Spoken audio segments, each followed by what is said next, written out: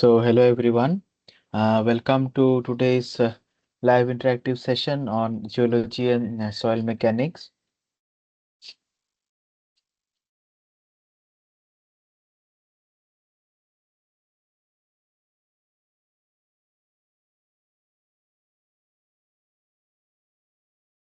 So today is our fourth week of discussion.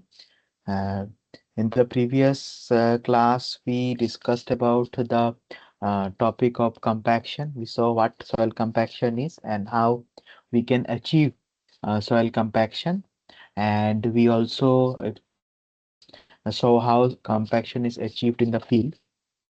After that, we solved some problems from compaction, and then we introduced the topic of permeability, right? And post that, we also solved a few problems from permeability, where one of the problems at the end was also asked to solve by you at an home as an home task. I hope all of you have solved the problem, and if not, we will try to solve that problem towards the end of today's session. All right, so today's class we will be mostly focusing on this permeability or hydraulic conductivity topic itself. We will see that, then we will see what seepage is. All right, and then we will solve some problems from these topics.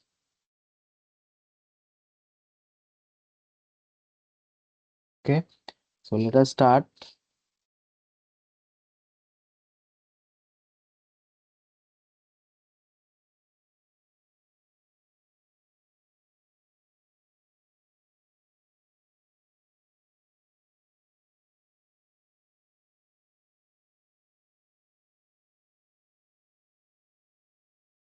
So first, we have the laboratory determination of hydraulic conductivity.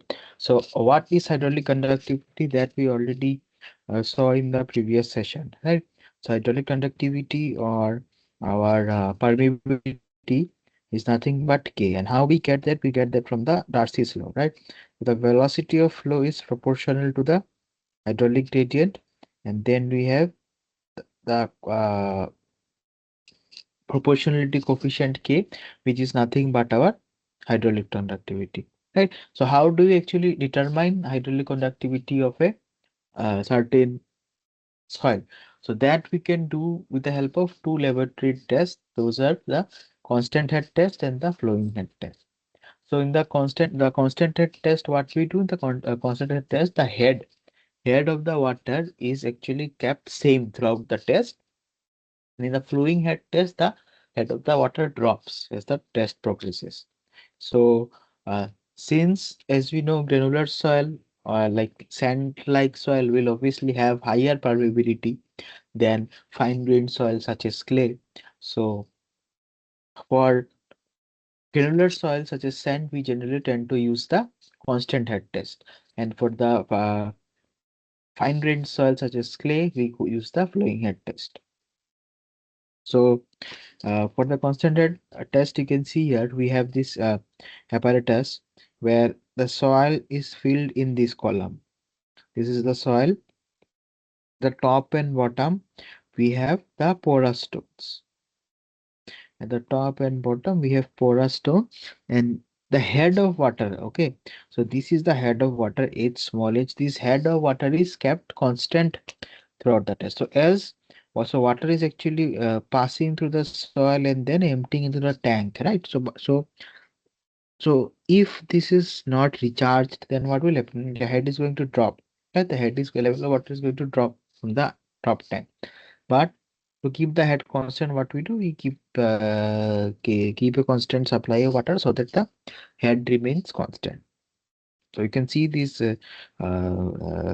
here that is head h is actually kept constant, and we then have the length of the soil sample, that is our capital L. So what we do? We start the test. We start as soon as we start the test, we start measuring the time. Okay, and say in time t,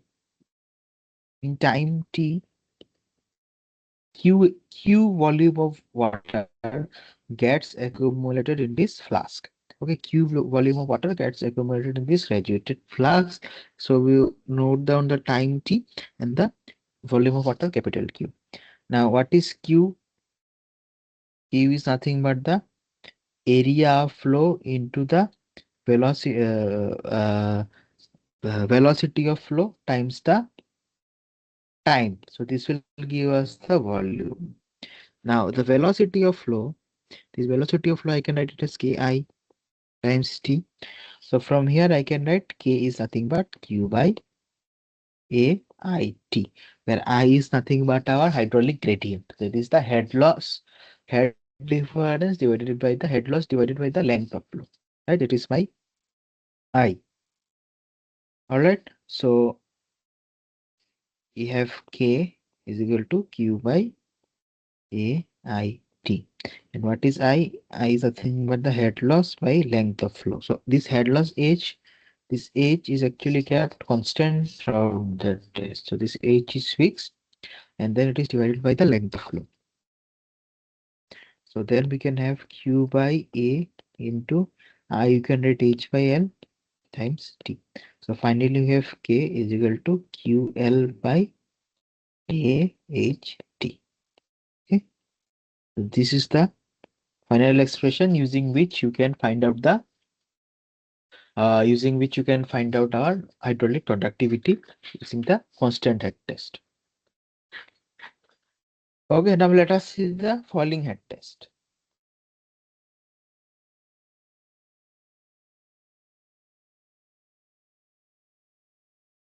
So this is the falling head test. So similar to the constant head test, we have the soil specimen here. We have porous stones, and these are the tubes that measure the heads. Okay, these are the tubes that measure the heads. Now the head is constantly falling as time passes. So initially the head was say H1. Then as time passes, the head is going to be H2. So the head is falling throughout the test. Okay, the head is falling throughout the test. And the head is measured using the standpipe. Now, the main concept is just with time t, the head changes. Okay, so at time t1, the head is H1, say. And at time t2, the head falls to H2. Now again we have the flow. The small q is nothing but the flow, right? Meter cube per second. That is the unit. Slow. So flow. So flow I can write as KIA, right? KIA. So this again I can write H by L into A, right? So H is this small h, this small h here is the head at any time t.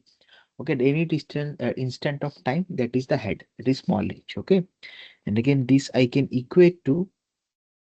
So this is the flow, right? This flow I am writing this again. So this can be equated to what? Equated to minus a dh by dt.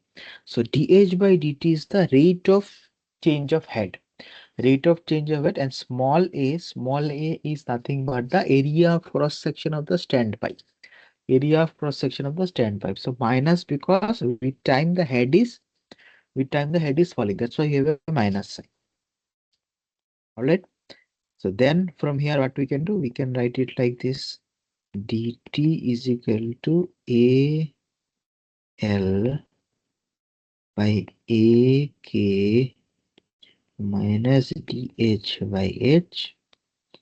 Right. So from we can integrate this from 0 to t dt minus a l a k h1 to h2 dh by h.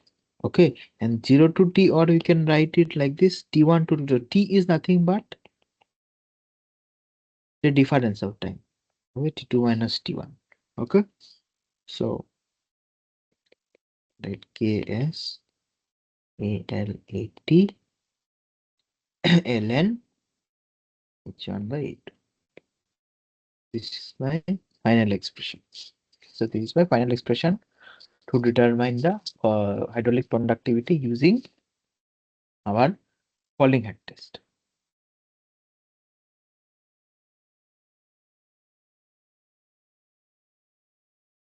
Now, apart from that, we have some empirical relations to determine the hydraulic conductivity. One is the relation with the D10 size. The D10 size means the size 10% finer size corresponding to the 10% finer definition, right? 10% finer, you know what 10% finer is by now. From the green size distribution curve, we get the 10% finer size, that is our D10 size. Now, the other name of D10 size is also the effective size. Okay, remember this. Okay, if someone tells you what is effective size is nothing but our D10 size. Right now, there is this empirical relation where our K in centimeters per second is nothing but a constant C times the D10 size square, and this D10 size should be size be in mm, so K will come out in cm per second. Okay, and this C is varies between 1 to 1.5. Was given by Hazen in 1931. Okay, this is the empirical relationship. Now, one more, we have the secondary relation where K is equal to 1.4 d square K 0.85. Okay, so here you can see as the void ratio increases, the permeability or the hydraulic conductivity is also obviously going to increase, right? Because more gaps will be there in the soil mass. So as our void ratio increases, the hydraulic conductivity also increases. Next, you have the Poisson-Germain relation, that is nothing but K is proportional to E cubed by 1 plus C. That is same, if E is high, then K is also high. Okay, so this is one relation we have, this one.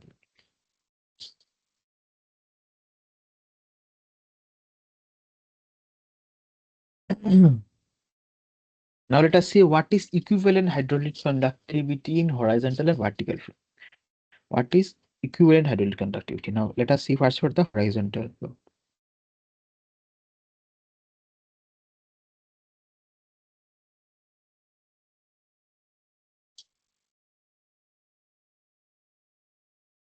Horizontal flow. So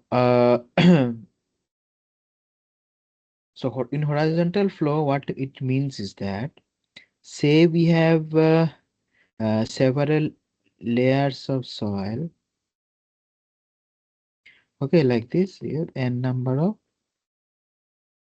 layers of soil, layer 1, layer 2, layer 3, then nth layer, like this we have. Now, if all of these have different hydraulic conductivities, what is the equivalent hydraulic conductivity when the flow is happening in the horizontal direction? Okay, what is the equivalent hydraulic conductivity when the flow is happening in the horizontal direction through all these layers? Okay,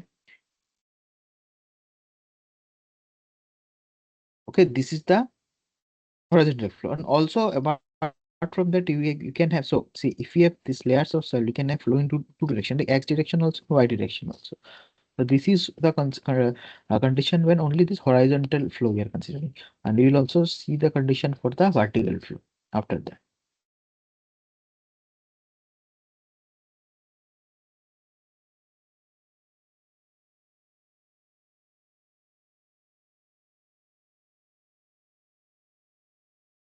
Okay, so the flow rate can be written like this, velocity into area. Velocity times what? Area. You already know that. So velocity area, we can write it as height times 1. Say the height of each layer. Okay, if the height of each layer is say h1, h2 like that, so that height h is I'm writing as h, and 1 is nothing but the out of plane direction, the thickness of the soil layer. And this vertical direction, the thickness of each layer is 1, and the out of plane direction, the length of the soil is unit 1. So the area is h into 1. This is the total. So h1 So the total flow, so you can consider it like that, is as a pipe, right? So you have small pipes like that, small pipelines connected together, and then you are finally having a large flow like this. So entering like this, and then we have a outflow like this. So these are my individual soil. So this flow, I can write it as, so obviously from equation, from continuity principle, the total flow will be the what? The total flow output from here will be the sum of all these flows in each of these pipelines. The total flow will be Q1 plus Q2 plus Q3 like that, right? So that I can write as V1 into H1 plus V2 into H2 plus dot dot dot. If we have n layers, then Vn into Hn. Right now, as I said, this H, this capital H is the this I have written as a total flow. This is the total H. Okay, so H is nothing but H1 plus H2 plus dot dot dot plus Hn, isn't it? Now, this V velocity is nothing but what? K horizontal equivalent times I, what? I equivalent, the equivalent, what? Equivalent hydraulic gradient, and this is my equivalent hydraulic conductivity. Now, this equivalent hydraulic gradient is also, you can consider that all of this soil, all of these pipes will have the same hydraulic gradient, because all of this pipe is like this. If all of these pipes are bent like this, so you can imagine it. So hydraulic gradient will be same. The head of the head in each head, this head minus this head minus this head, these 2 points, the head difference, or the head from flow from here to here, here to here to, all the heads are same, right? Because they are parallel, so heads will be same.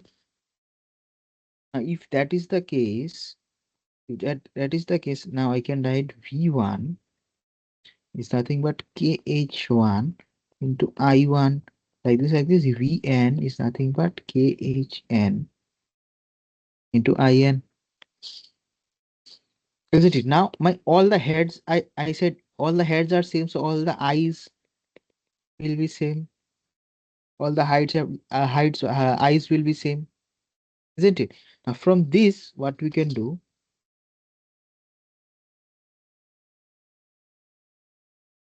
from this henceforth you can write KH equivalent as KH1 H1 plus KH2 H2 dot plus Chen by H. Okay, so from here, this equivalent is what? I can multiply KH equivalent into I into,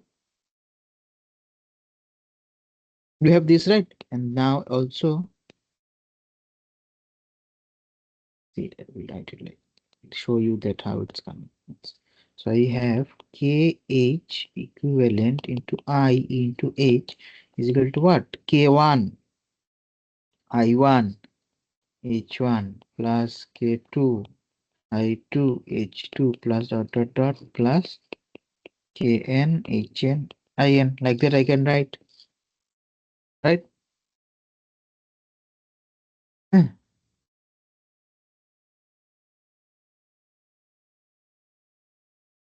Right? So now from here, all these i's are same, so I can cancel them. So from here I can write KH equivalent is equal to K1 H1 plus K2 H2 plus dot dot dot Kn Hn by capital D. So this is my hydraulic conductivity when the flow is horizontal. Now the next case is when my layer is like the flow is like. So in this case, what is happening? We are seeing the I, that is the hydraulic conductivity is different for each layer. Previously it was same, but what is same for each layer is the flow. Whatever is entering here is exiting here, then entering this layer. Then whatever is exiting here, it's entering this. So all the eight flows are same. Entering and exiting each of these layers are same, but the hydraulic gradient is going to be different for each of the layers. That is the difference. So for vertical flow, As I said, the flow is same. The flow is same means what? The velocity is same if all the other things were constant.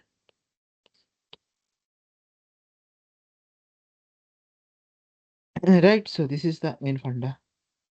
Okay. Now the height is what again? H1 plus H2 plus. This is the not height. This is the head. So all the heads are going to be different. So head loss in this one is going to be H1. Head loss in this one is going to be H2. Head loss in this one is going to be H3 like that. Hn. So the total head loss is nothing but the sum of the head loss in each of these layers. K vertical equivalent into H by H I. This is I. Ki is equal to K because this one, right? All the velocities I'm writing. K1, KV1 by, so this are all horizontal hydraulic gradient. That's why you have a suffix H, H1. So this is V1 to K into I, right? So H by H1 by H1 plus a plus equal to KV2 I2. I2 is H2 by H2. Dot, dot, dot, like that. We have for n number of cells. It is KV n in is nothing but hn by hn. Okay, so now h is hi, total head loss I by I plus h2 I2 plus plus hn in. From here we can then finally get k vertical equivalent is total by h1 by kp1 plus h2 by kp2 plus plus by kpn. Okay, so this is how we can find. This is for horizontal and this is for the vertical phase. Okay,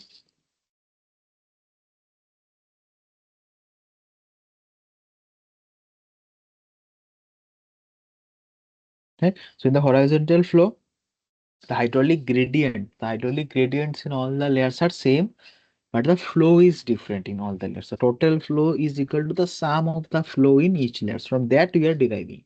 And in case of vertical flow, the flow is same in each layer, but the hydraulic gradient, total hydraulic head loss is equal to the sum of head loss in each of the layers, right? So that we are using to derive the equivalent hydraulic conductivity.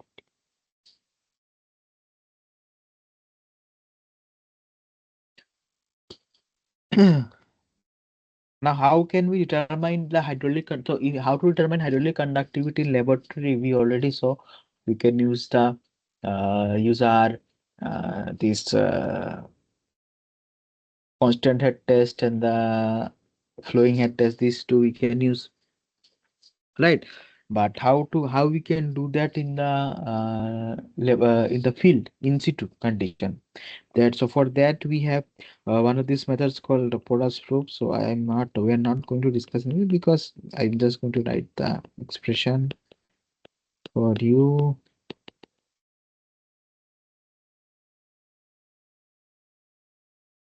So what we do, say this is the soil, then we put some probes into the soil and then we measure the heads and do all those things. So that's how we determine, we use this porous probe method. Then one of the most common method that we use, that is the pumping from well method. So what we do, we make a hole in the ground. We make a well in the ground. Dig a hole in the ground and then start pumping out water. Okay, we start pumping out water till the point when this flow rate, this flow pumping out flow does not become constant. Okay, the outflow of the water does not become constant. We keep on pumping out the water. After, okay, then after this, so this is our main well. Okay, this is our main well. And after that, we also dig two observation wells, so that we can measure these two, H1 and H2. Okay, so initially you can see this was the water table. This is the water table. So as you started start to pump out, what is going to happen? Obviously, water is going to come out. So i- at here we are going to have a drawdown. Okay, we are going to have a drawdown, and this is known as the drawdown curve. This curve is known as the drawdown curve. Okay, so at the point where you are pumping out from the well, the water table is going to depth is going to reduce, but as you go away from the well, you will there is going to come a point where the water table is again at the same level which it was there before. Okay, so this is the drawdown curve that is achieved when we are pumping out. Okay, so this was the initial water table before pumping, but when you start pumping, when you pump the water, the water level reduces here at the where from where you are pumping up, and you get this drawdown curve. Okay, you get it from so what we do, we actually measure the this h1 and h2. Okay, we can measure this h1 and h2, and we also know these distances from the well, this r1 and r2. So using these values, what we can do, we can determine the hydraulic conductivity of the soil. So here this is the soil, right? This is our soil, this is the impervious layer. Okay, this one is nothing, is impervious, and this is our pervious soil. So the water is flowing through this soil only, right? So that's how we find out the permeability of the soil. Let us see how we can do that. The flow in this case, so say at any distance r from the center of the well, we have this dh is the change in the head or height in the drawdown, change in the head. You can say call it a change in the head. And dr is the infinitesimal small radius, infinitesimal small radius.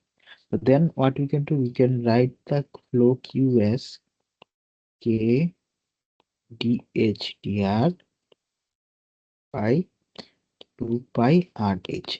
Okay, by 2 pi rh. Now 2 pi rh is nothing but a area flow. So area flow, it is happening in a cylindrical area. The flow is happening, flow water is happening in a cylindrical area. So we consider 2 pi r into h. That cylindrical surface area we are considering as the area of flow. And this is nothing but our hydraulic gradient dh by dr. Then you can write dr by r is equal to 2 by k by q, where k is nothing but the hydraulic conductivity. This k indication h dh. Now r is what? R is going from r1, r2 to r1, right? Like that. R2 is the far one, so r1, right? To r1. This is from h2 to h1. From here we can get k as q ln r1 by r2 by h1 square minus h2 square. Okay, this is the relation how you can calculate this hydraulic conductivity. And what is this q? Q is the constant flow rate achieved by pumping out water from the test well. Okay, so as I said, we start hmm,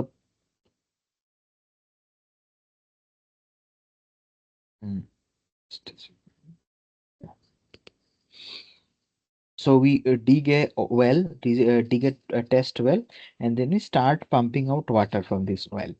So after some time, we achieve a constant rate of outflow from the well. That is our small q.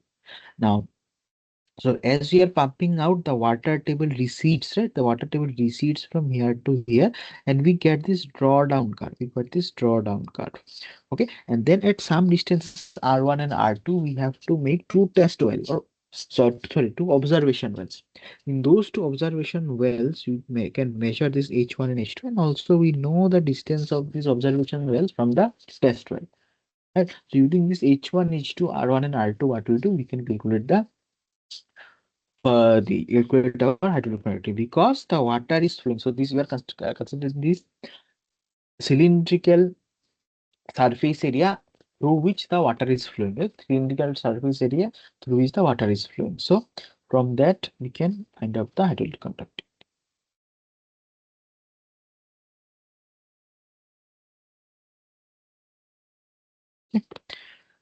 So next we have seepage. So seepage is nothing but the flow of water. Okay, the flow of water, how water is going to flow.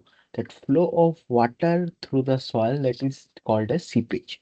Okay, flow of water through soil is called as seepage. Now, uh, in any soil cross section, the flow is non-uniform, and how we can mathematically define this seepage is that we can use the Laplace equation. Okay, we can use the Laplace equation. So I'm not going into detail of the derivation of this seepage equation, right? So it's already was discussed in detail in the class. So we can see that if here say, so if we take this 3D cross section, okay, the 3D unit, one 3D cube in the soil of size dx, dy, and dz, these dimensions dx by dy by dz, can get, so say Vx is the flow in x direction. Vx dz dy is the what? Velocity into area is nothing but a flow. Is the flow in this direction, in the x direction. This is the flow that is entering, and this is the flow change in that is exiting that soil mass, that soil section. Okay, similarly in other direction also we can get. After that we can get finally this equation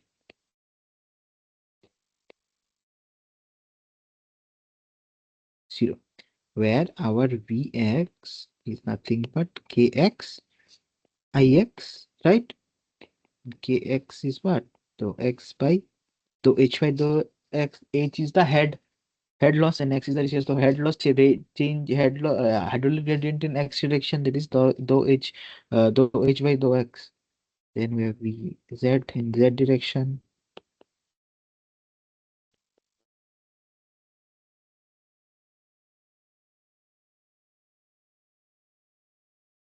Right. So here we are only considering the horizontal and the vertical direction.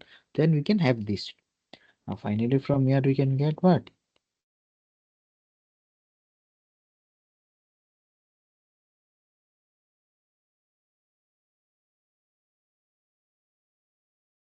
Okay, this is coming from the equilibrium of these equations. Okay, this whatever you want from the equilibrium it is coming.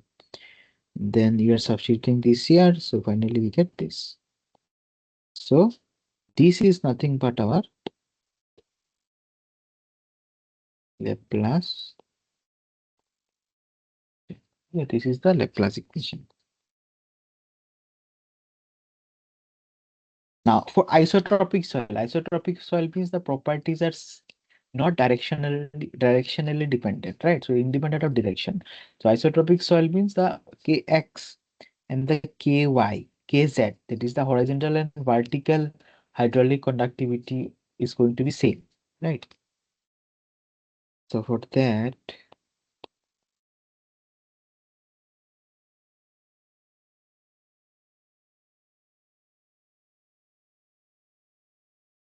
right? So finally we can write the Laplace equation like this.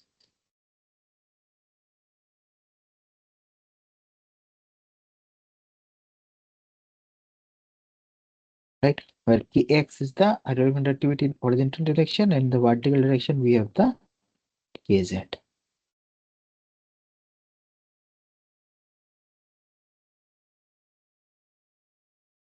Then we have the case for 1D flow. We are not going to discuss this in detail because these are already discussed. So 1D flow, we can write it like this, say only in a vertical direction, my flow is happening in the Z direction. Okay. So if you want to solve this, we can, it will be what? H is equal to, just integrate it twice with respect to Z. So A1Z plus A2, right? We can write it like this, where A1 and A2 are not, are integration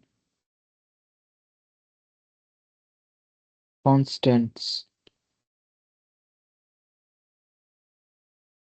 Right, so from this we can have we can substitute the boundary conditions and then finally get the expression for H. Okay.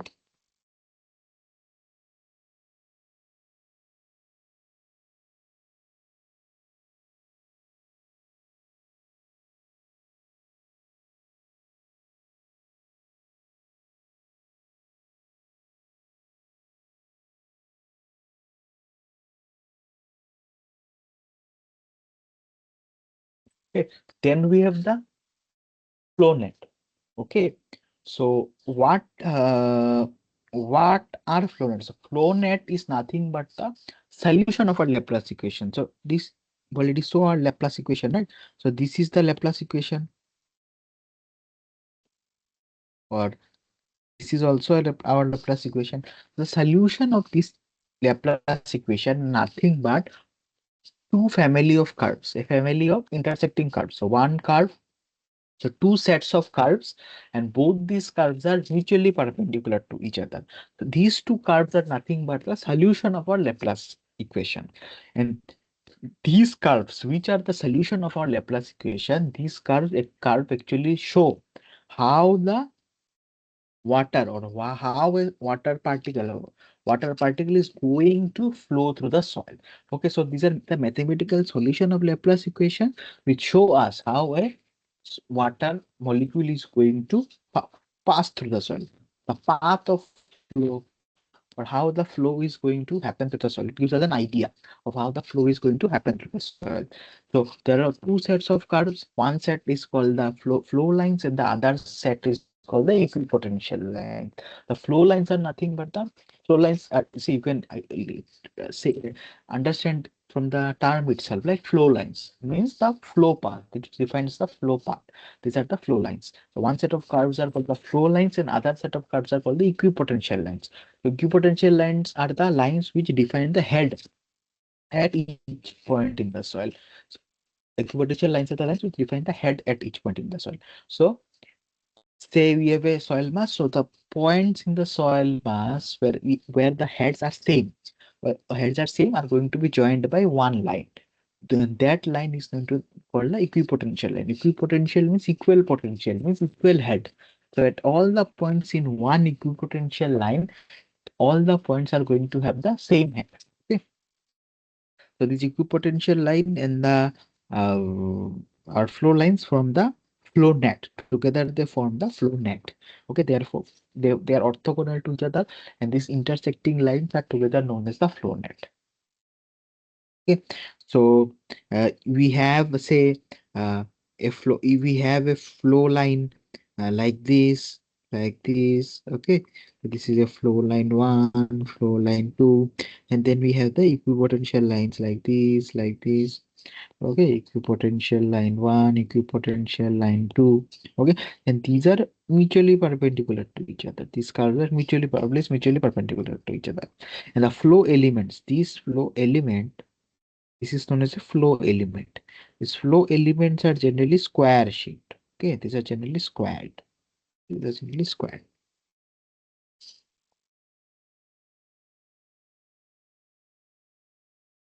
Okay, now say you have a sheet pile like this. You have a sheet pile.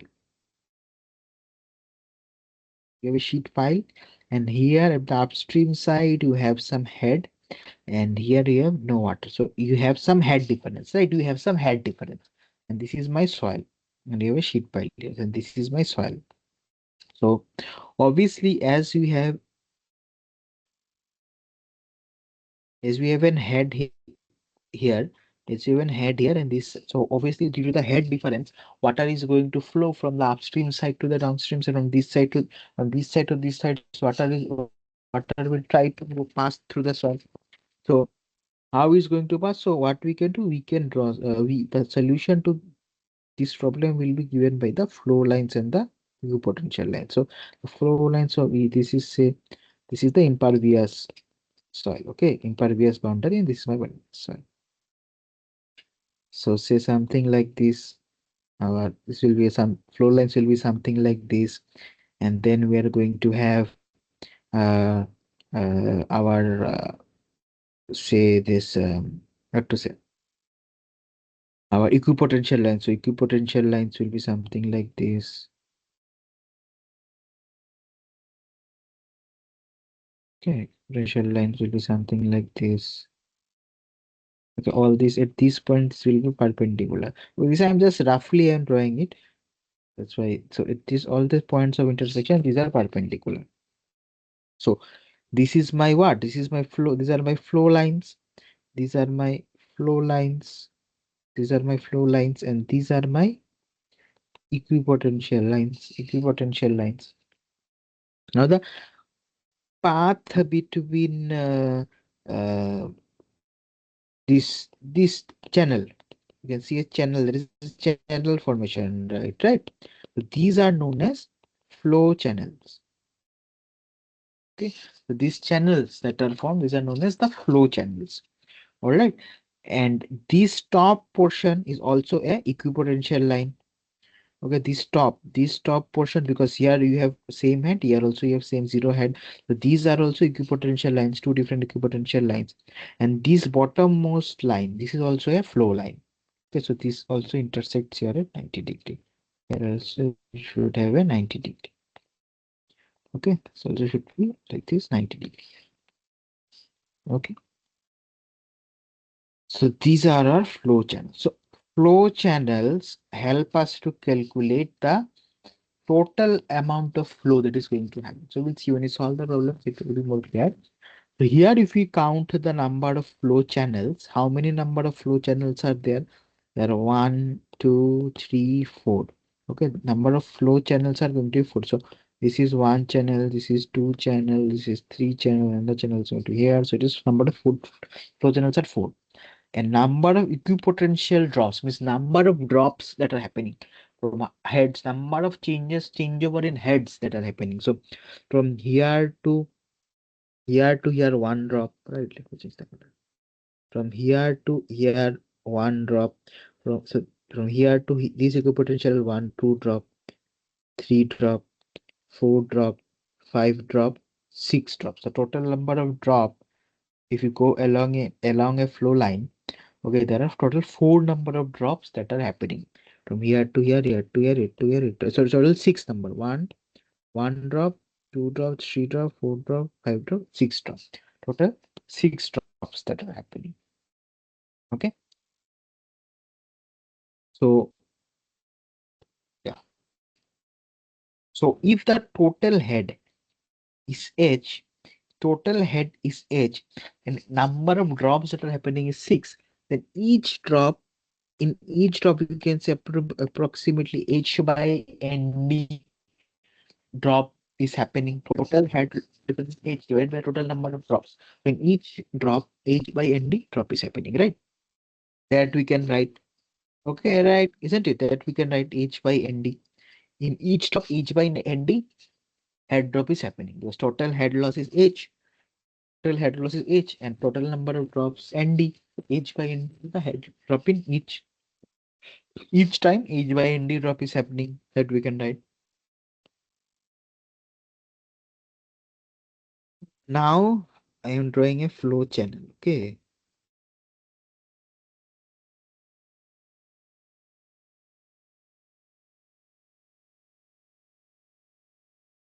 This should be square.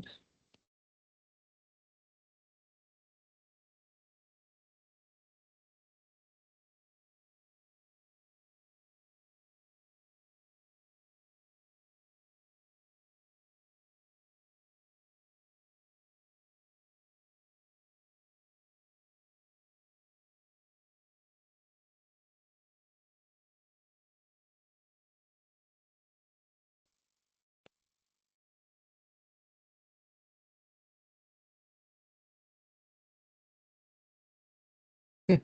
So flow is this is a flow channel. Okay. And these are my equipotential line. These lines are equipotential lines. So from here to here, say the head loss is h1.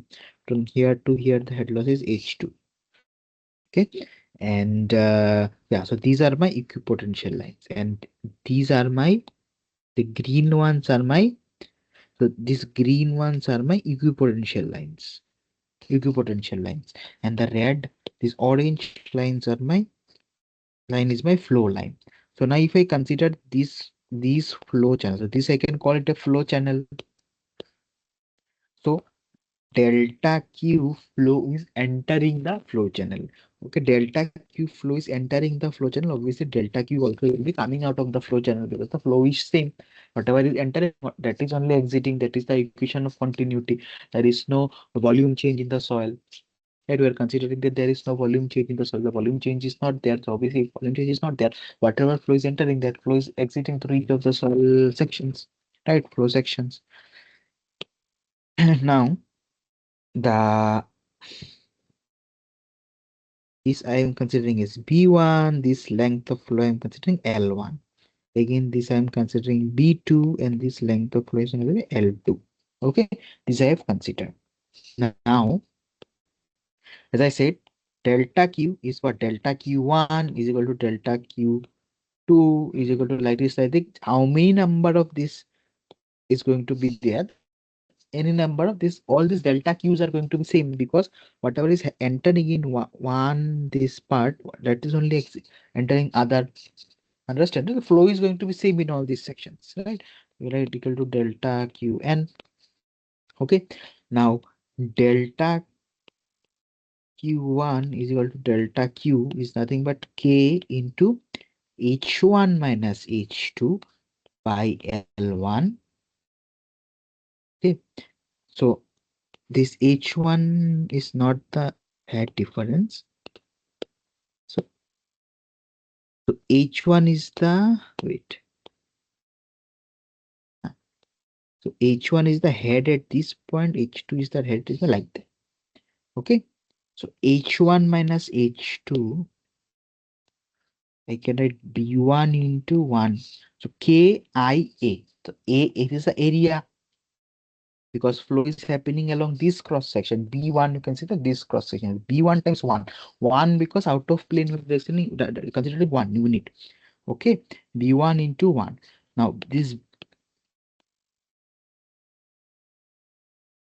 B1, I can also write this as L1 because as these are squares, I can write B1 as L1.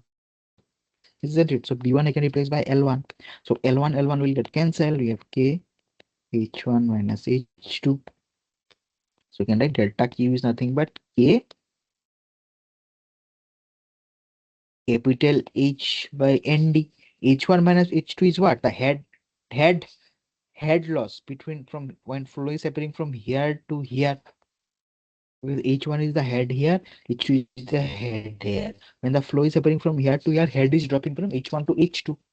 And this H1 to H2 is we can write by total head. How many number of drops will happen? That is my ND. So total head drop is H divided by ND. That will give the head drop in each of these sections. I can write K H by ND. So this is my delta Q. Therefore, the total flow will be what? Total flow will be nothing but total flow will be these times number of flow lines, number of flow channels, number of flow channels. So this I am writing for one flow channel. Similarly, we will be having several other flow channels. The total flow will be nothing but Q times the total this flow. So total Q is nothing but K H NF by NT. So this is the total flow. This is how we are going to find out the total flow using the flow nets. That's true, right? So for one flow channel we did this, right? So this is for one flow channel. Similarly, we are going to have other flow channels also, right? Other flow channels also in the side. So for one flow channel, if we find out, if you multiply this by NF, there is a number of flow channels, we can easily find out for the total flow. So that's why we are multiplying the this term by NF. Okay, this delta Q we are multiplying by NF. Finally, we have this is the final expression. Q is K H NF by ND. Okay, K H NF by ND. So this is my final expression to determine the flow. Flow, seepage flow using flow net. Okay. All right. So I will take a 1 minute break and then we will start solving the problems. Okay. So this is the question. This is the question. Just read the question and try to solve it by yourself. Just try for some times and then I will join you and start solving. Okay. Just try to solve it by yourself. So it's very simple. Just try to solve. So we have a horizontal stratified soil deposit. There are three layers of soil. Permeability of each or the hydraulic conductivity of each layer is given, and also the thickness of each layer is given. We need to find the effective permeability in horizontal vertical directions. Obviously, already we derived the expressions, right? So just you can solve it yourself directly. Very simple, right? Just try to solve this.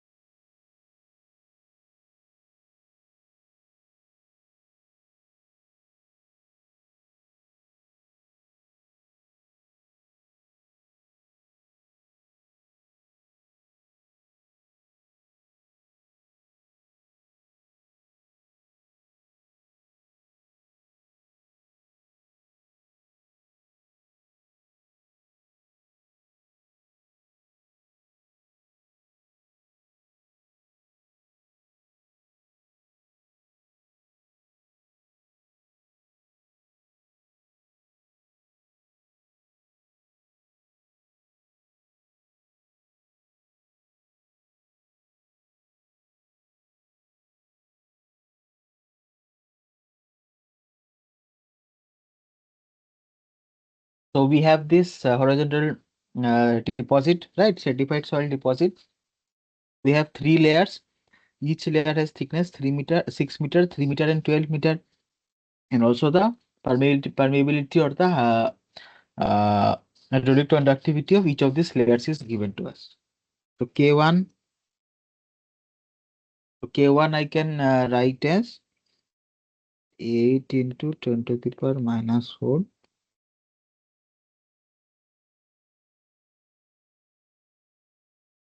K2 is 50 into 20.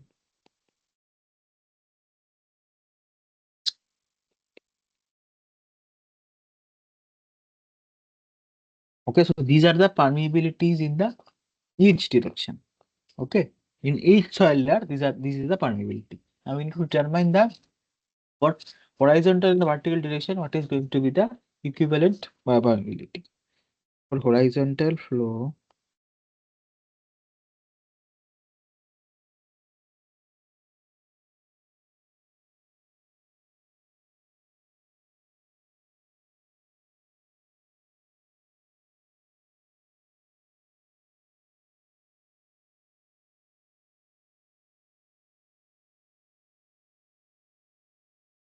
isn't it, right? So we have this expression, we already used this expression, rewrite this expression before.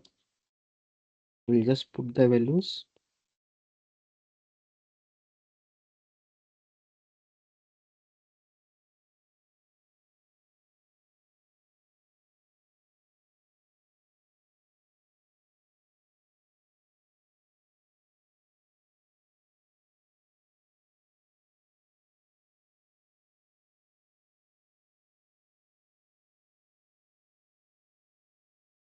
So please calculate this, see how much you are getting.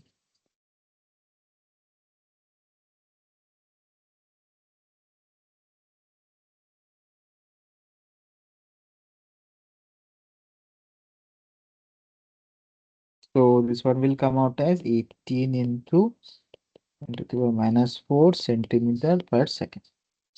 All right. What does do for the vertical flow?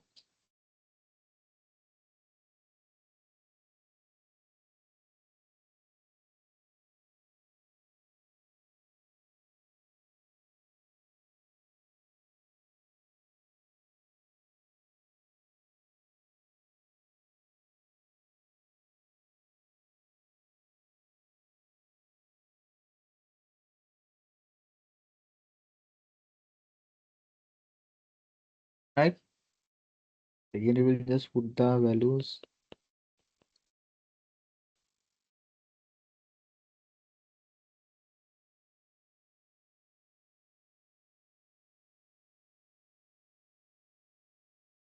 Hmm.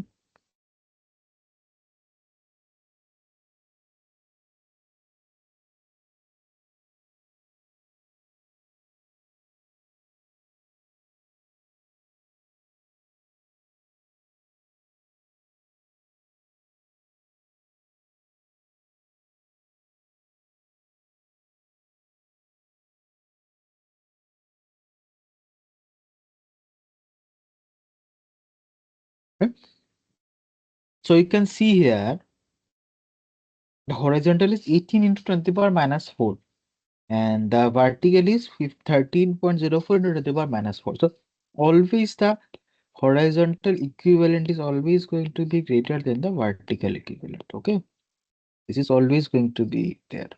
Horizontal hydraulic conductivity is always going to be greater than the vertical hydraulic conductivity.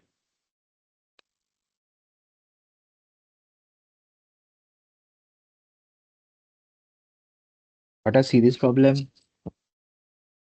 The soil layers below, I will draw it for you, have a cross section area of 100 mm into 100 mm each. The permeability of each soil is 1 into 10⁻², 3, and 4.9 into 10⁻⁴ centimeter per second. Find the rate of water supply. So let's see. First, draw the activity.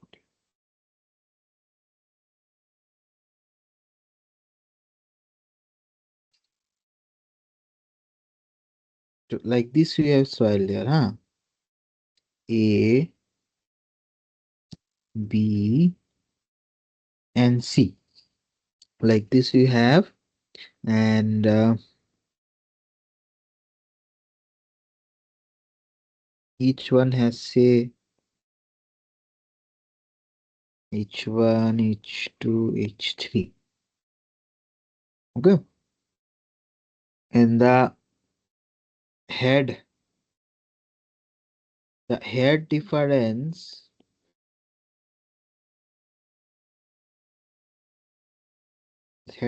is given as 300 mm.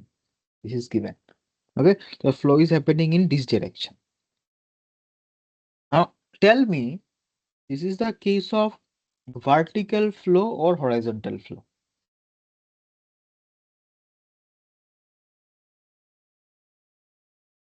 This is the case of vertical flow or horizontal flow.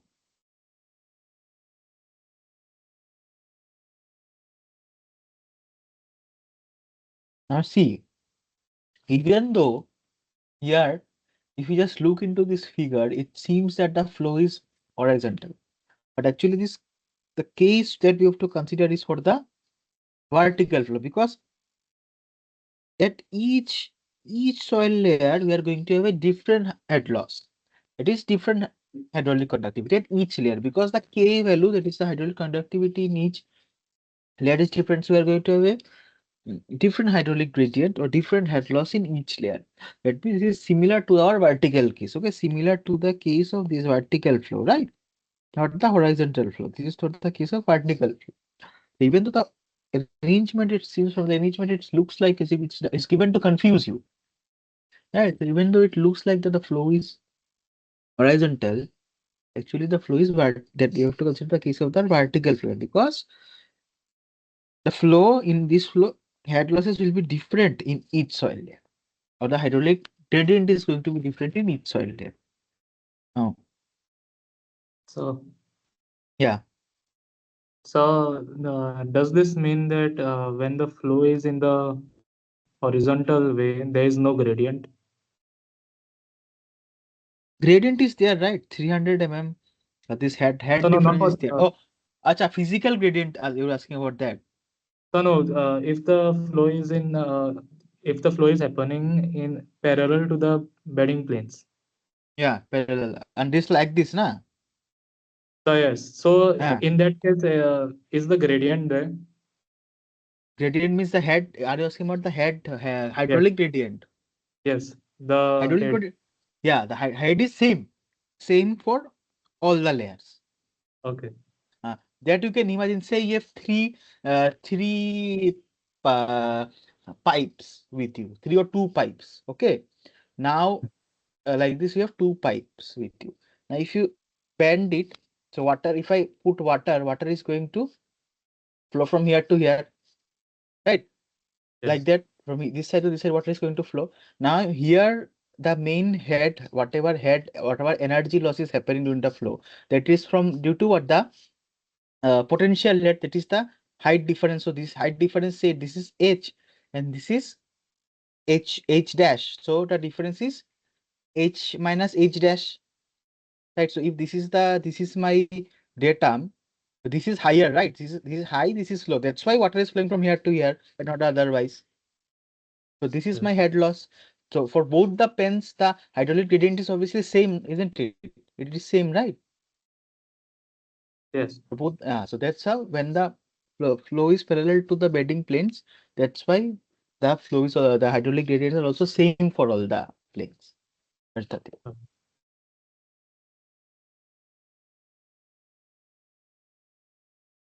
Just a second.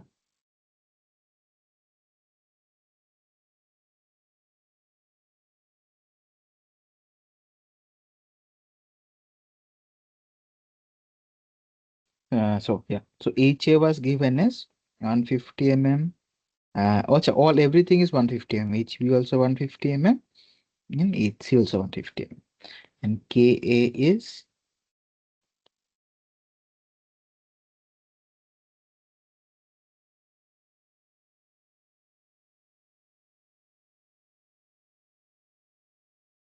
per second, and KC is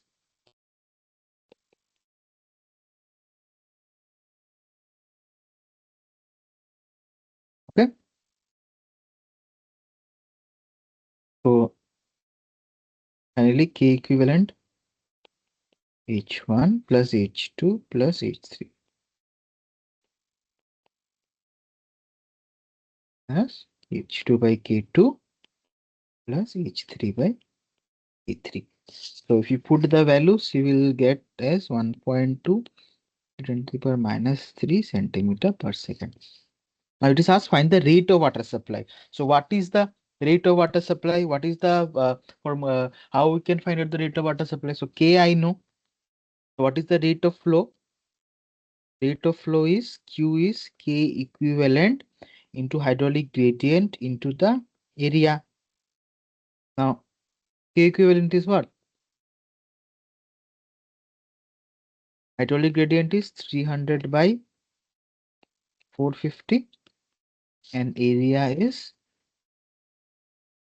10 100 mm, so 10 into 10 centimeter. From here I will get 291 centimeter cube. Okay, so this is the final flow rate through. So this you can do the, so if you what is it? Yeah.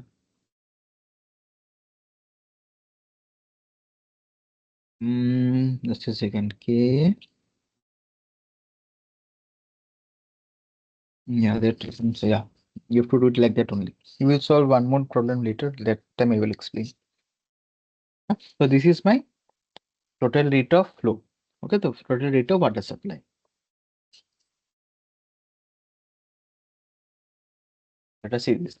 The following data were recorded in a constant head permeability test. A constant head test. So constant head test is generally used for what? Constant head test, constant head permeability test is generally used for granular soil. Granular soil like sand, because they generally tend to have high permeability. So we try to keep the head constant during the test, and so that the water flow is a little bit slower. Okay, that's why we prefer the constant head test for granular type of soil. And for fine grained soil such as clay, we go for the falling head test. Okay, so the following data were recorded in a constant head permeability test. The internal dia of the permeameter is 7.5 centimeter. Head lost over the sample length of 18 centimeter is 24.7 centimeter. Quantity of water collected is 60 seconds. In 60 seconds is 626 milliliters. Porosity of the soil sample is 44%. Calculate the coefficient of permeability of the soil, discharge velocity, and the seepage velocity during the test. So let us do one by one. Okay. So first, internal dia is given, right? So from there, what we can find out the area of flow. Area of flow you can find out from the internal dia of the permeameter. The permeameter is, I think, like a cylindrical uh, container, right? Permeameter is nothing but a cylindrical container. Just a second. Is it working?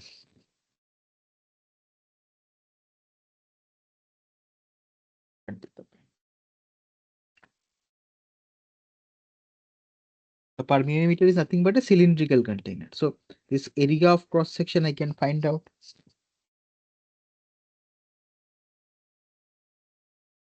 Cross section area is 5 by 4 into 7.5 square.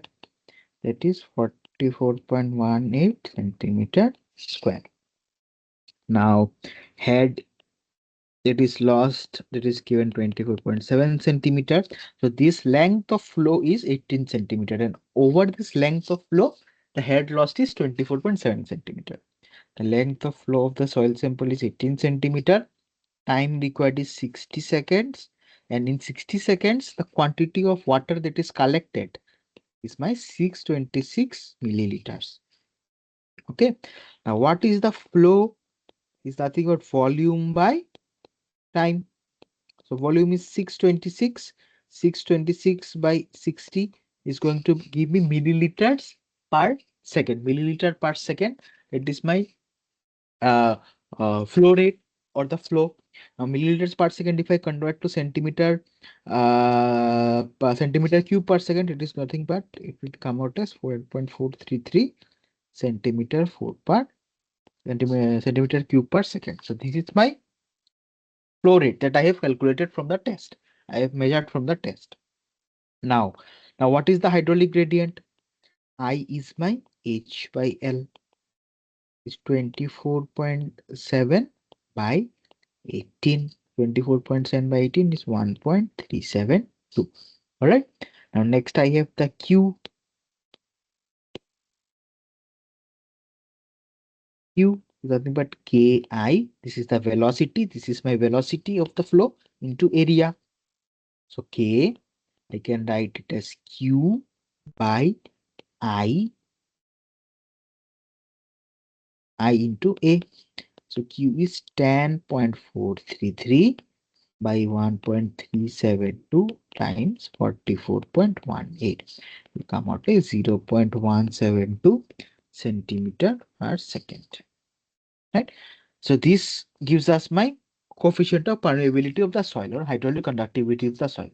Next, I have to find out the discharge velocity and the seepage velocity. Now, discharge velocity, how to find out discharge velocity? Discharge velocity V is nothing but what? K into I. So K I already know.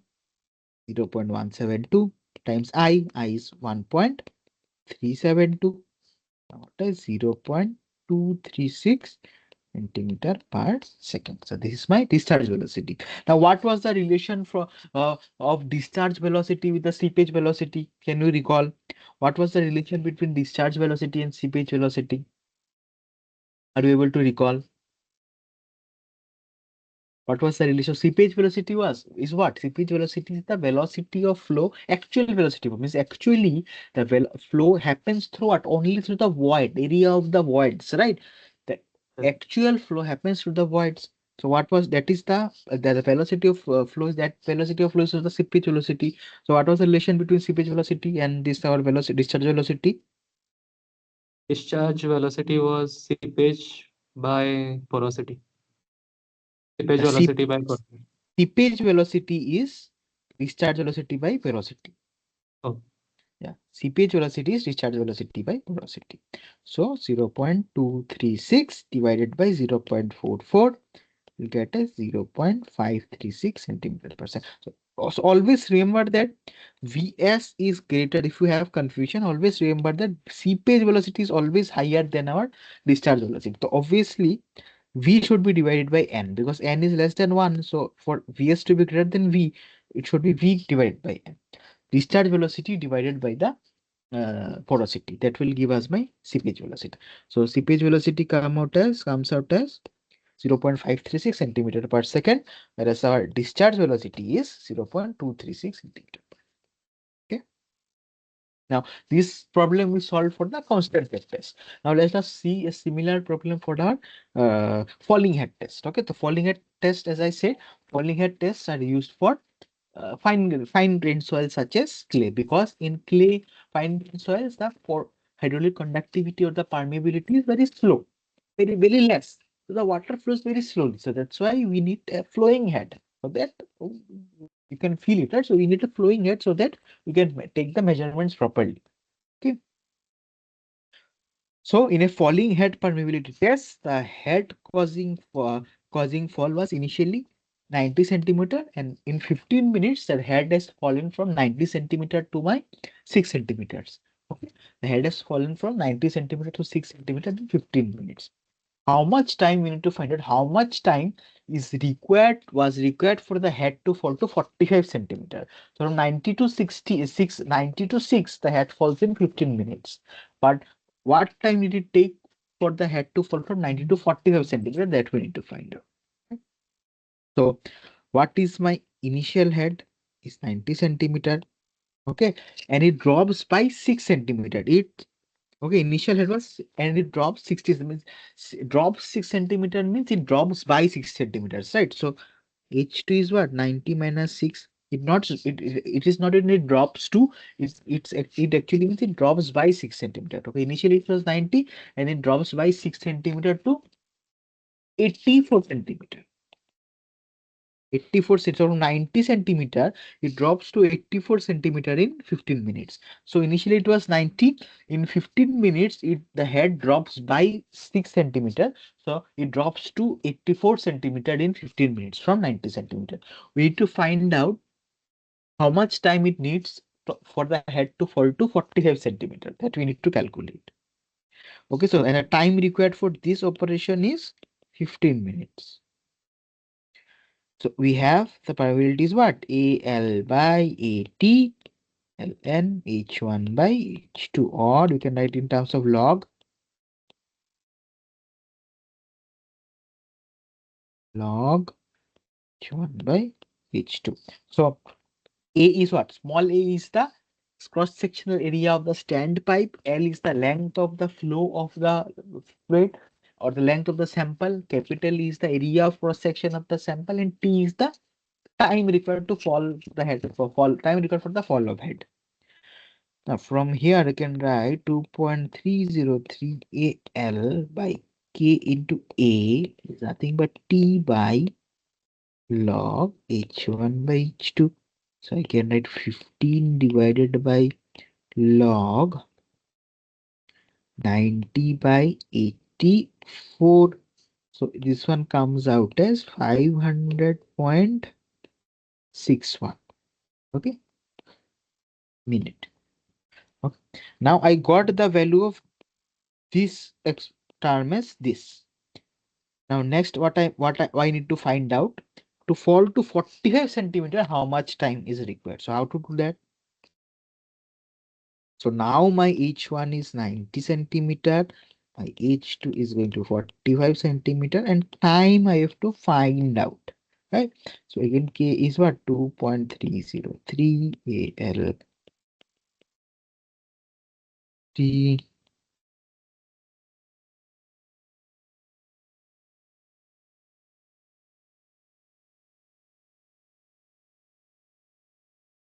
H1 by H2. And this I already calculated here, 500.61. So I will just directly put 500.61 times log T by 45. So it comes out as 158.70 minutes. So for the head to fall from 90 centimeter, for the head to fall from 90 centimeter to 45 centimeter, the time required is 158.70 minutes. So the more than 2 hours. Okay, more than 2 hours. So almost 2.5 hours. Almost 2.5 hours time is required for the time to for the head to fall from 90 centimeter to 45 centimeter. Okay, now let us see this problem. While a well penetrates an unconfined aquifer having a saturated depth of 100 meters. The discharge is 250 liters per minute at a 12-meter drawdown. Assuming equilibrium flow conditions and homogeneous aquifer, estimate the discharge at 18-meter drawdown. So for unconfined aquifer, I will give you the expression here. The K is 2.303 flow log R by R naught times pi H square minus H naught square. So this is the expression. Okay, so it's given that the discharge is 250 liters per minute at 12-meter drawdown. Assuming equilibrium flow, estimate the discharge at 18-meter drawdown. So that means, say this is the test well. This is the test well. Initially, the water table was here, 12 meter. Okay, at 12 meters. So initially, maybe the water table is here at this level, and when you start pumping out the water table recedes down. It recedes down below by 12 meters, and it comes down to here. At this point, when the water table drops by 12 meters, at that point, the discharge of this well is the pumping out. How much water is being pumped out? That water is 250 liters per minute. Okay. Next, we need to find out when this drops to 18 meter.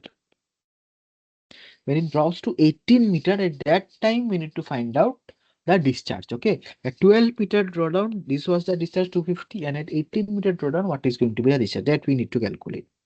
So uh unconfined aquifer means what? Unconfined aquifer means here bottom, say you have impervious soil. That is impervious soil means water cannot flow through this part, impervious layer, and here completely you have soil.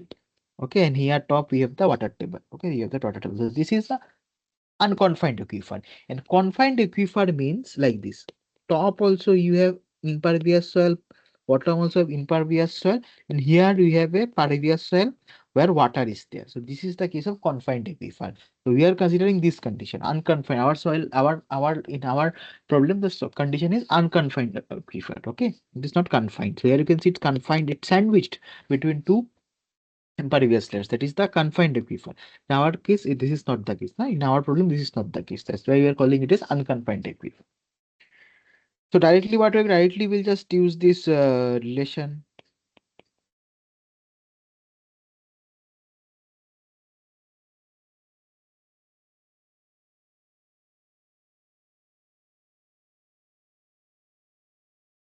So Q is what? 250 by 100 square minus 88 square. Okay, so this 100 is nothing but this from bottom you are measuring. So from top, it's top. So this is the was the original level. So here we have say unconfined. So this was 100, and then it falls by 12 meters. So this becomes 88 meter.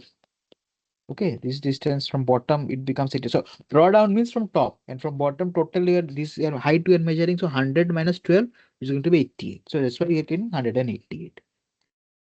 So this will come out as 250 by 2256. So this I got. Okay. Now next I have to find out for 18-meter drawdown condition. Now similar to the previous problem. Okay. Is not is equal to 100 minus 18 2 meter. Then what is the thing I have to find?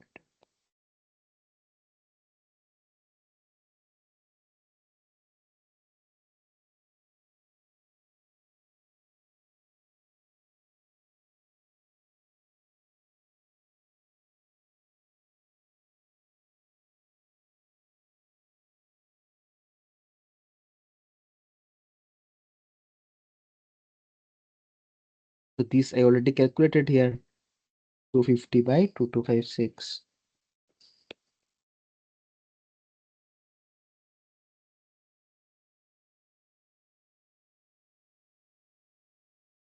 It is 363 liters per minute.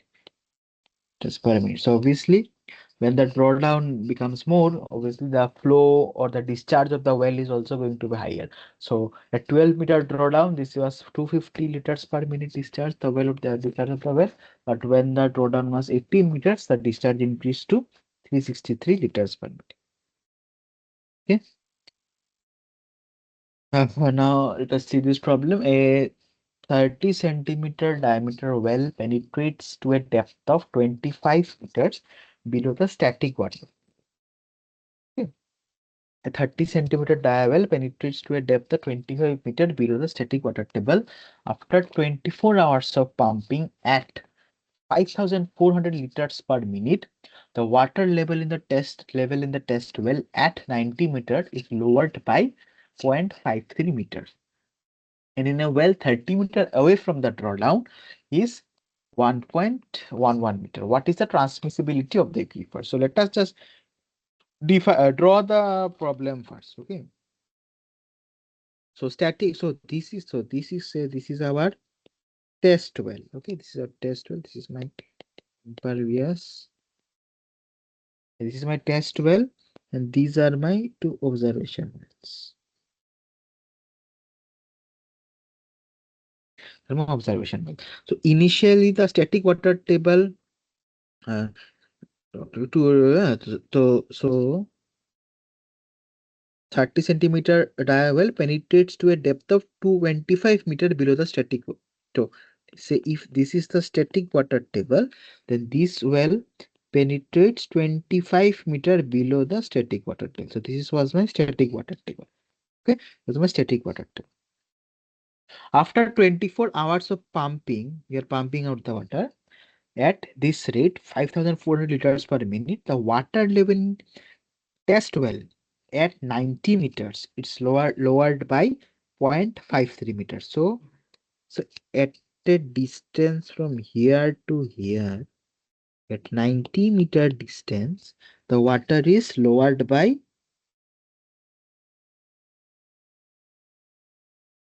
0.53 meters. And in a well 30 meter away, means from here to here, it's 30 meter, it is lowered by 1.11 meter. Right. So obviously near to the main well where pumping it out, obviously the drawdown is going to be more, and here as we go away, the drawdown is going to be less. Right. So in this case, what we need to find out? We need to find the transmissibility of the aquifer. So first we have H is equal to 25 meter, R1 is 30 meter, R2 is 90 meters. Okay. H1 is from bottom we are measuring. This from bottom we are measuring is 25 minus 1.11 is 23.89 meter, and H2 is 54.47 meter. And what is the rate of flow? Liters per minute, and this is going to be 0.09 meter cube per second. Okay, liter per minute, we convert it to meter cube per second. Okay, so we get this. Now, uh, the K is what? 2.303 Q log R2 by R1 by H2 square minus H1 square. So it will have 2.30309. We'll just put the values.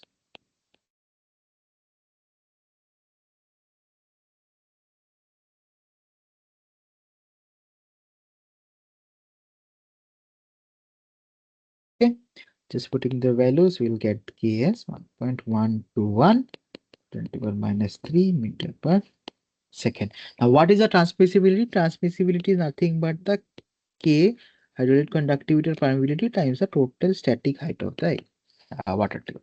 So 1.2121 into 10 to the power minus 3 divided, it's going to be 0.028 meters square second, or 0.028 meter cube per second per meter, like that also. Okay, so this is how we do that. Now let us see the next. So total how many? So 10 problems will do 7, 8, 9, 10. Okay, 3 more problems we have. We'll do it slowly. Just give me a minute.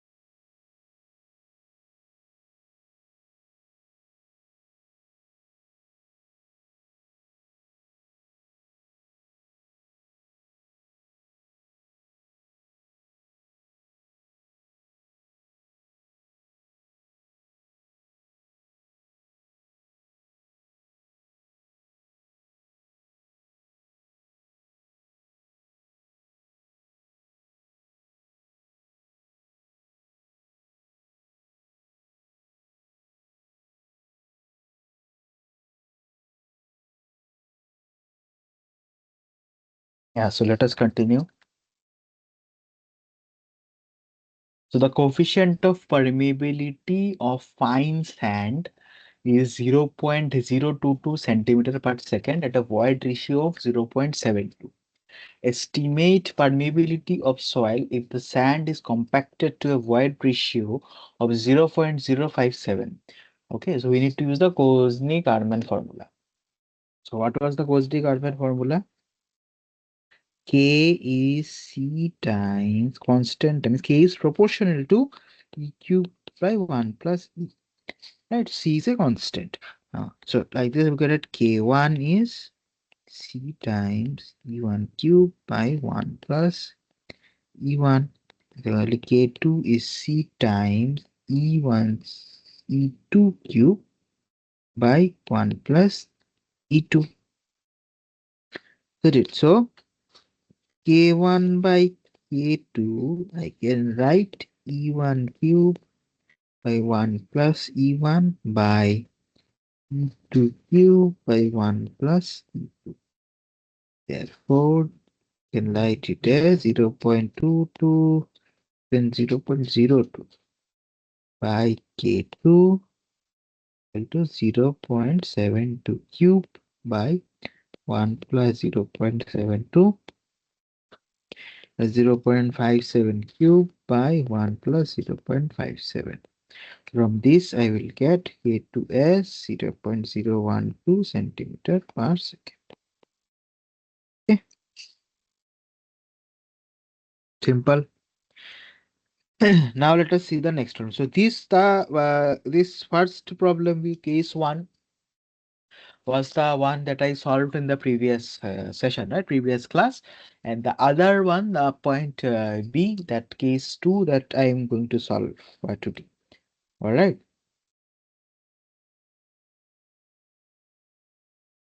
So let me check once. Just a second. Huh?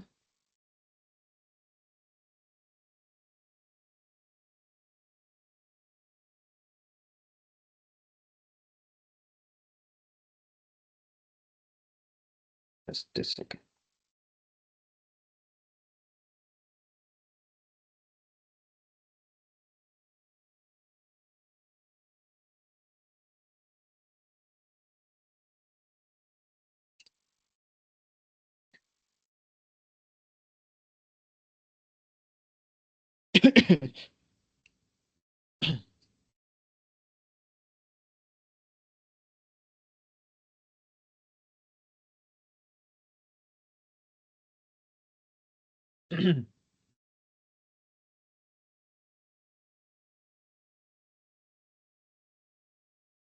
Yeah.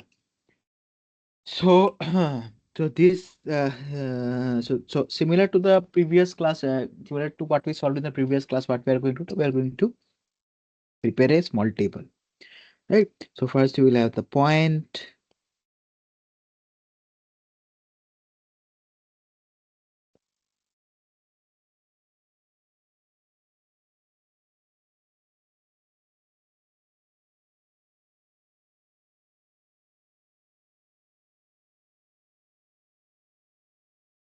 We have the point. Then we have the elevation head. Then we have the pressure head. Then we have the total head. And then we have the head loss. So the point, first point is the point zero. That is here. So here you can see the head is high at this point, right? So this point the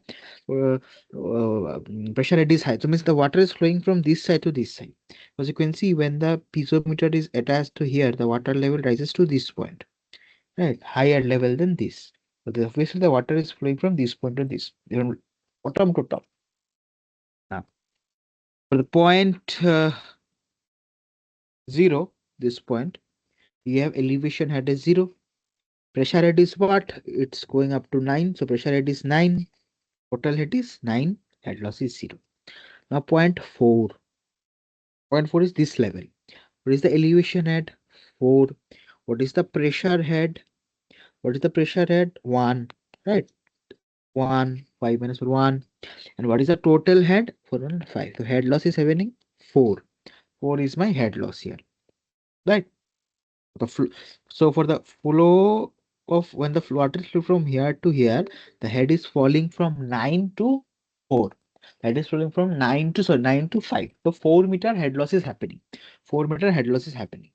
Now let us write for point 5. What is the point by point 5? You have elevation head is 5, pressure head is 0, total head is 5, total head is 5. So my head loss is again 4. Is again 4. So 4 meter head loss is happening when the flow is happening through the soil. Flow is happening through the soil. Now, what is the hydraulic gradient of flow? So hydraulic gradient is what? Head loss by the length of flow. So for flow from here to here, what is the head loss appearing? 4. So 4 is my head loss. And what is the length of flow?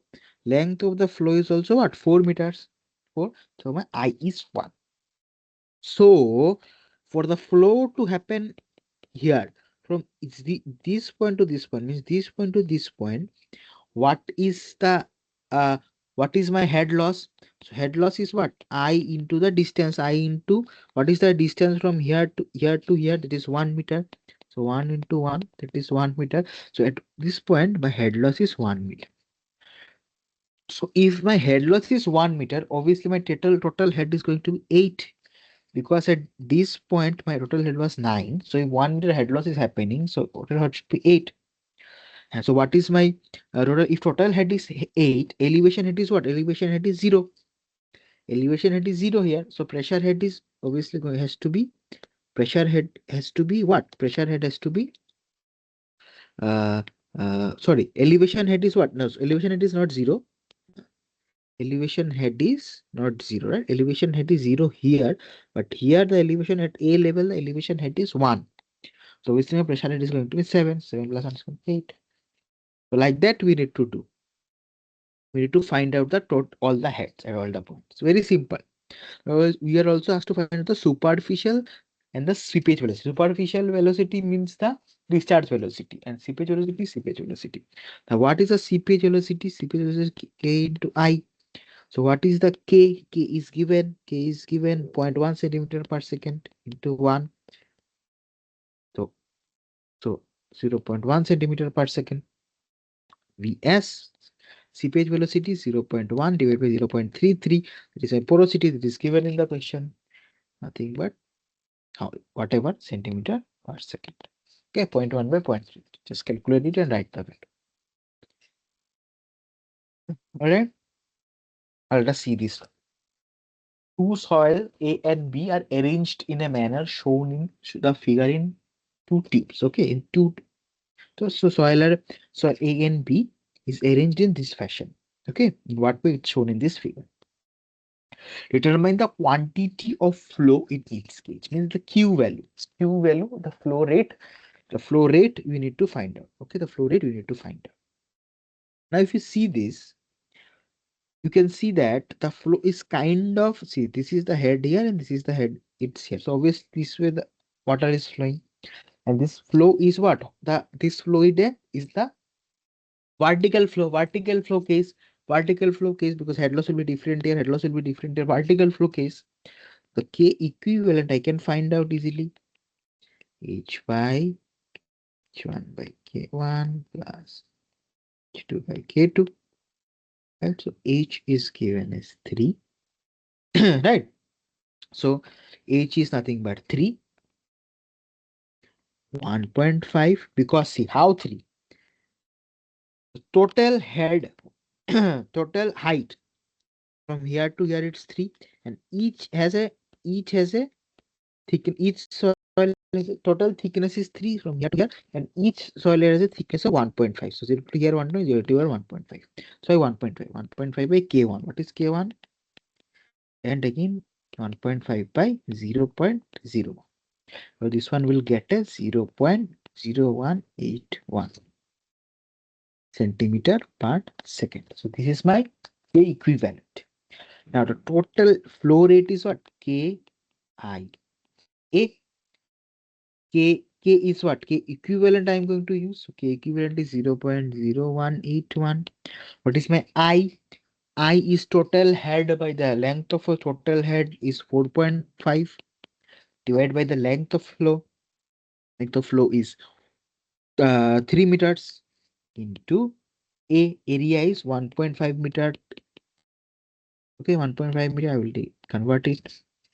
This one will come out as 4.1 into 10 to the power minus 4 meter cube per second.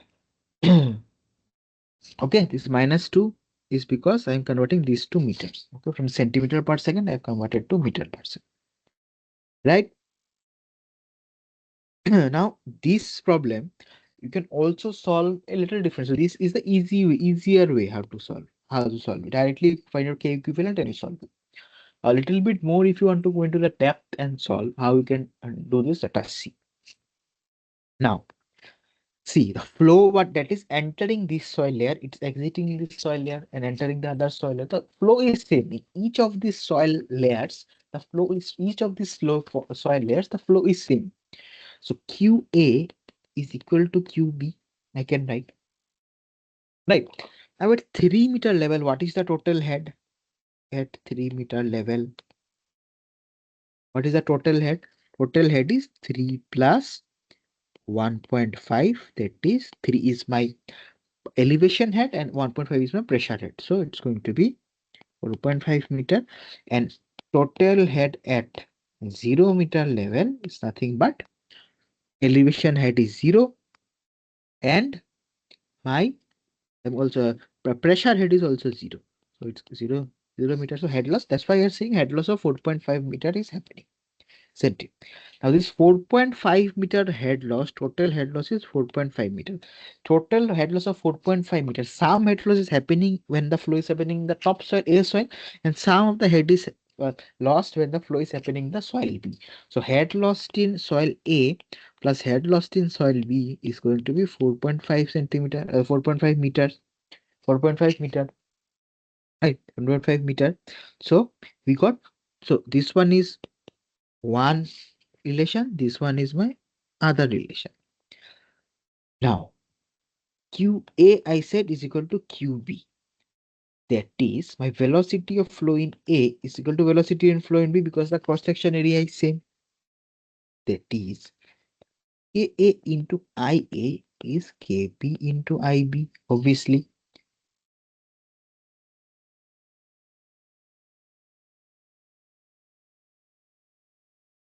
Right? That is AA times HA by 1.5 is equal to KB times HB into 1.5. HA and HB is, as I said, HA is the head lost in A soil, HB is the head lost in B soil. From here, I can write HA by HB is equal to KB by KA is equal to 0.1. This is one more relation. This I can mark as 2 and this I can mark as 1. So now from 1 and 2, I can get, if I solve this, I can get HA head loss is 0.41 meter and HB is 4.09 meters, right? So HA plus HB or C are getting 4.5 meter. Now we have to find the total flow. Flow is nothing but Q. Q is obviously equal to QA, is also equal to QB, right? The flow is same.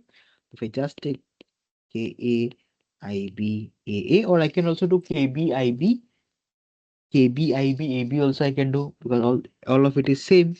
So we'll get 0.1 times 0.41 by 0.41 by 1.5 into 1.5. This will come out as same as this. Okay, now you know actually what is happening. Okay, okay. I hope you understood it. Right? Okay. Now let us come to the next problem. This problem. So this problem is the same for the horizontal flow case because obviously the head is going to be the same. The hydraulic gradient for both the soil is going to be the same, right? So I will find out the equivalent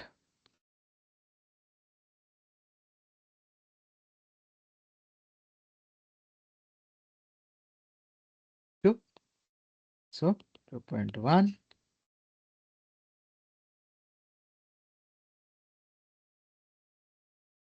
Let's put the values.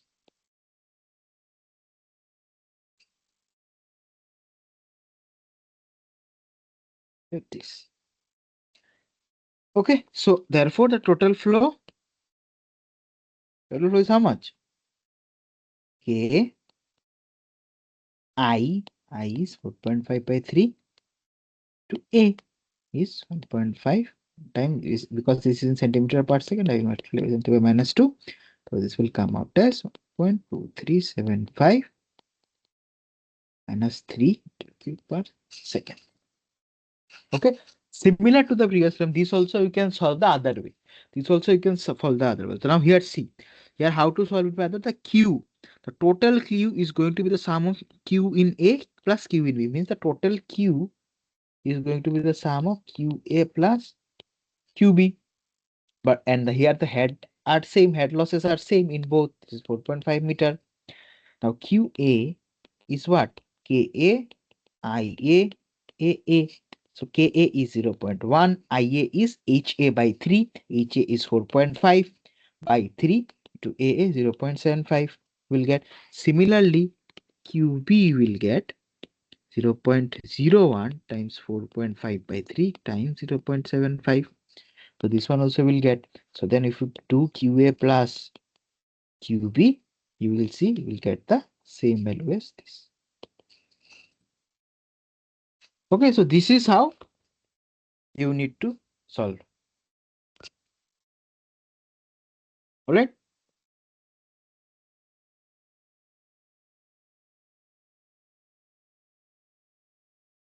Okay, so I hope that these problems are clear to you. And if you have any doubt, you can always ask to me. All right. And yeah. And I wanted to say one thing more thing that before our class on the 24th, we might have one more class on 21st. Means there will be some changes for the next few weeks. There will be some changes in the schedule of this live interactive session. So that will be informed to you in due course of time. All right. And for today, this was all the problems that we had to solve, and we solved it together. If you have any doubt, you can ask me. Yeah. So as I can see, we have some more time left with us, and so if you have any doubt, you can ask me. I am here for 5, 6 more minutes. I am here till 8 o'clock. If you have any doubts, you can ask me, or if you don't have, you can leave. It's up to you. And yeah, so but for today, we are done, and I hope to see you in the next session. And the information about the next session will be informed to you in due course of time in the form of the announcements by your email or in the and in the NPTEL portal. So yeah. So in the next class, you will see we'll discuss some more topics from CPage. You will solve some more we'll solve some more. So these problems that we solved, that was mostly from vulnerability itself. And in the next class, we will be solving more CPH based problem. This is from our flow net and all those stuff. Okay. So thank you so much for attending, and have a great day. And I'm here till 8. So if you have more doubts, you can ask. Uh, I'll be here till 8. Okay.